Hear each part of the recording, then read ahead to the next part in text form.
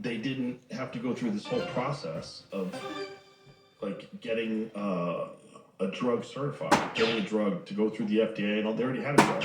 So they said, well, this will be the drug we use for AIDS. But it fucking killed everybody they put on it. Killed tons and tons of people. When they stopped using AZT, people stopped dying. You know, that's what Dallas Buyers Club was all about. It was all about them trying, that movie with Matthew McConaughey, it was all about them trying to find alternative cures, alternative medications, and being able to access alternative medications. He wanted everybody to use AZT.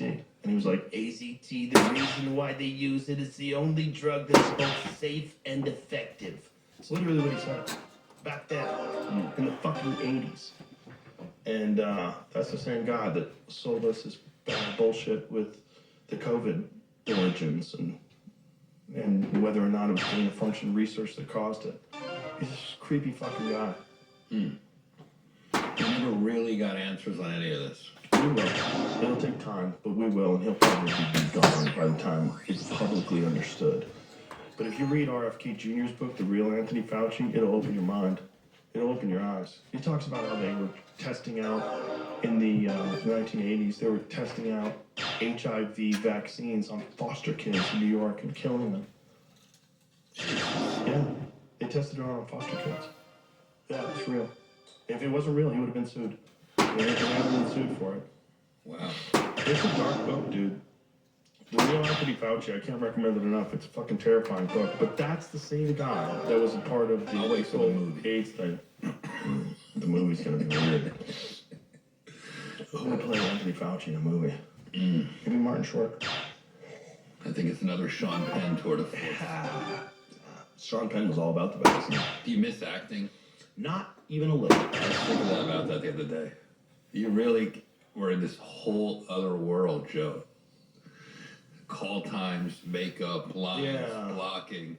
Well, I enjoyed working on news radio, and it was I felt insanely fortunate to be able to work with Phil Hartman and Dave Foley and all those people on that show. Stephen Root, Maura Tierney, and Vicky Lewis, Andy Dick. It was incredible. Candy Alexander. It was an incredible cast of people. I mean, I felt super, super lucky. But once it was over, I'm like, I don't think I'll ever be able to recreate that, because that was like optimal. And I had been on a couple other shows as a guest. I didn't like it. And I was like, this is not what I like. I only did it for money, you know? It's not my thing. And it's a long process, dude. Sitting hours, or, you know, especially in the beginning days. It was like 12, 16-hour days. Who wrote that show? Paul Sims and a bunch of other writers. But he was from the Larry Sanders Show. You know, and he did Boardwalk Empire after that and a bunch of other stuff. Wow. But brilliant guy. But that show was just like, they caught lightning in a bottle. I got so lucky to be a part of that show. And I'm like, I could never be on a shitty sitcom after that. You know, I couldn't be on some fucking, you know, sloppy, canned horse shit. You had eyebrow and Fear Factor. Well, I took that because there was no actors. First of all, I took Fear Factor because I thought it was going to be canceled. I thought this is going to be giving me a lot of material. It was like ran for forever. 148 episodes.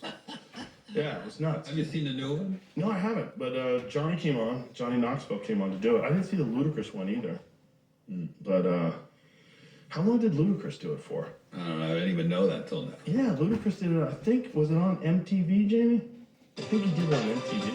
MTV did it for a little while. I think he did it for, I don't know how long. But I love Johnny. Johnny Knoxville's He's a great guy. He's the best. A true gentleman. Sweetheart of a guy. And I love him so much. I hope it does well. You know?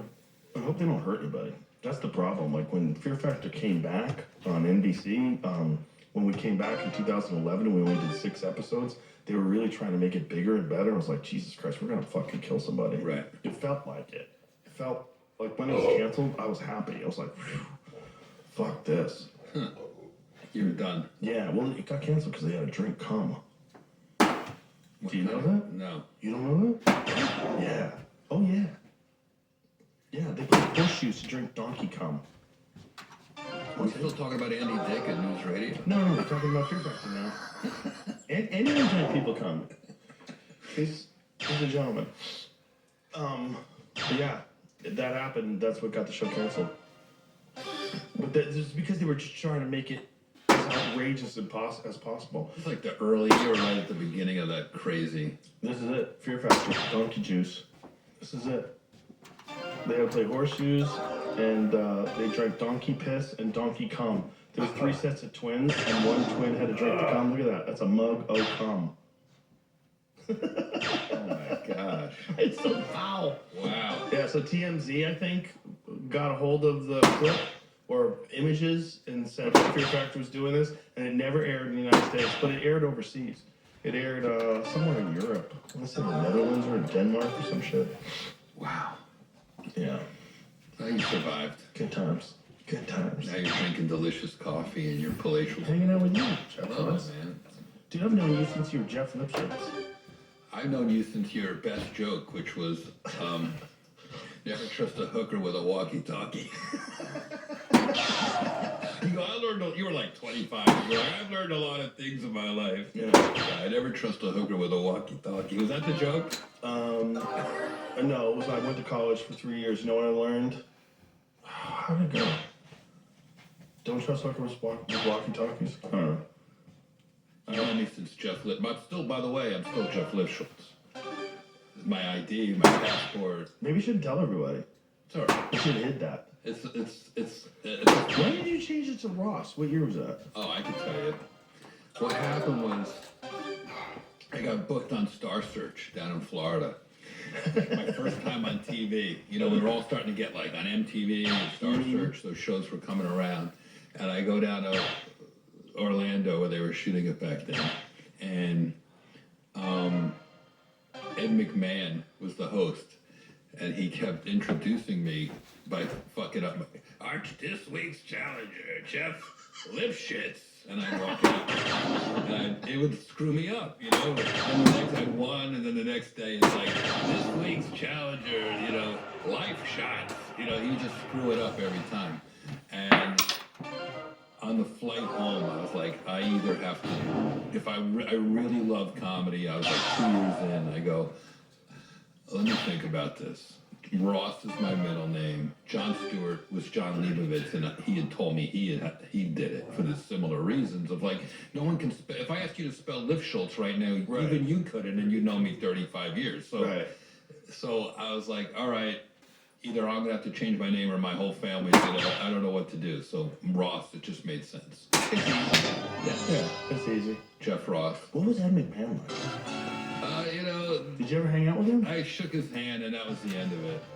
I didn't get to know him very well. I heard he was an animal. I heard he drank a lot. Yeah. But then I made some joke like that, and people got mad at me online, going, "Don't disrespect Ed McMahon." Was he gone by the time you made that joke? Yeah, it was recently, because they rebooted Star Search just now. Fuck people online. You can't listen to that. Oh, dude, that's another thing Saget taught me, Bob Saget. Like, block the haters. Like, you know, we would argue about this, because, like, he would block people. And I go, well, then they know you saw it. Just ignore them. Let them float out to sea. He goes, no. He goes, no. I want them to know that they're blocked. He goes, and I don't want them following me. I don't want to say funny things to people who say mean things. He valued himself. I say don't read the comments. I say don't even pay attention. Let them exist in the ether. Well, you're off